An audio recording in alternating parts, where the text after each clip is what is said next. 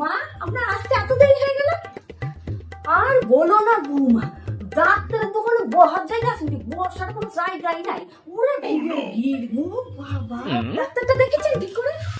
হ্যাঁ, ওই দেখালাম কোন রকম। কি বললো ডাক্তার? সেমন কিছু হয়নি, আমার শরীর তো ফিট, তুমি তো জানোই। একটু ভিটামিনের অভাব আছে। ও, ওষুধ দিয়েছে না? এই দেখো, এই একখানা ওষুধ দিল, এই দেখো। এটা তো ভিটামিন। হ্যাঁ হ্যাঁ হ্যাঁ, এটা ভিটামিন তো।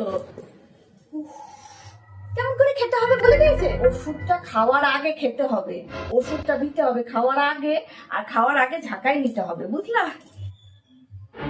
ও আচ্ছা, তাহলে আমার তো খিদেও পাইছে। খাবার দেওয়ার আগে আমি ওষুধটা ঠিক খাইয়ে দেবো।